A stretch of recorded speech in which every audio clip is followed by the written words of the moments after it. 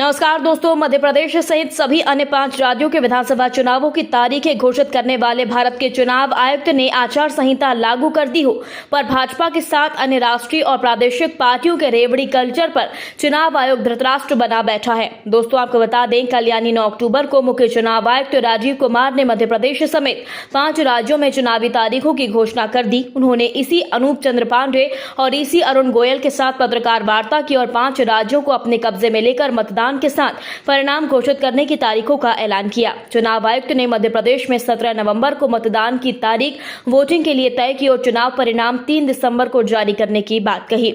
दोस्तों, आयोग ने बताया कि राजनीतिक पार्टियों के प्रतिनिधियों ने भी हमारे साथ अपने सुझाव और फीडबैक शेयर किए, पर मुख्य चुनाव आयुक्त उन सवालों को टाल गए जो मोदी सरकार के खिलाफ थे। आयोग ने मुझे राजनेता की तरह कहा कि हमने राजनीतिक पार्टियों को संतुष्ट किया है और उनके उत्तर भी दिए गए, जबकि कई सामाजिक संगठन ऐसे हैं जिन्होंने रेवड़ी कल्चर पर वोट खरीदने पर सवाल दागे थे, पर आयोग चुप रहा और कहा कि आचार संहिता आज से लागू हो गई है, तारीखों का ऐलान हो रहा है, वह देखें, जनता को बताएं कि वोट कब डलेंगे। दोस्तों, पत्रकारों के सवाल पर फ्री रेवड़ी सत्ता के दुरुपयोग पर जवाब देते हुए उन्होंने कहा कि राजनीतिक पार्टियों पर तंजबीज दौरान कसा, वह भी महाभारत के धृतराष्ट्र की तरह है। उन्होंने फ्री कल्चर पर बात करते हुए कहा कि किसी स्टेट में कोई अनाउंसमेंट, किसी में कोई और अनाउंसमेंट, पर पता नहीं क्यों सत्ताधारी और बाहुबल दनबल राजनीतिक पार्टियां, उनके नेता ऐसा करते हैं। 5 साल तक इनको जनता की याद नहीं आती, चुनाव के 2-4 महीने पहले ही याद क्यों आती है? जनता को देखना होगा, अब तो कल्चर ही हो गया है। लास्ट के महीने में 15 दिन पहले अनाउंसमेंट करो, वोटरों को रिझाओ, सत्ता पाओ, सब भूल जाओ।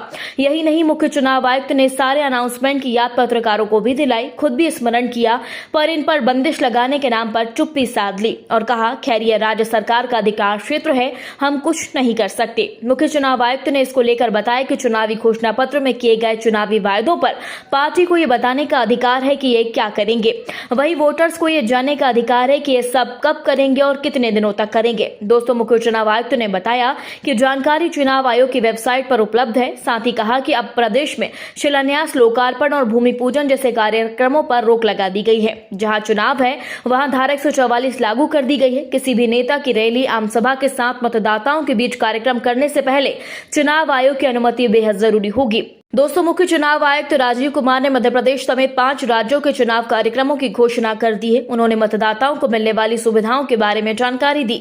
उन्होंने बताया कि मध्य प्रदेश में सुदूर आदिवासी क्षेत्रों में मतदान के लिए विशेष इंतजाम किए गए हैं।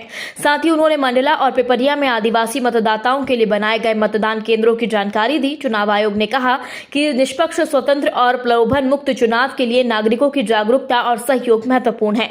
मतदाता ECI के सी-वीगल ऐप के माध्यम से किसी भी प्रकार के उल्लंघन की रिपोर्ट कर सकते हैं। हर शिकायत पर 100 मिनट में जवाब दिया जाएगा। दोस्तों, आपको बता दें कि छत्तीसगढ़ में 2 चरणों में यानी 7 नवंबर और 17 नवंबर को वोटिंग होगी। मिजोरम में 7 नवंबर को वोट डाले जाएंगे।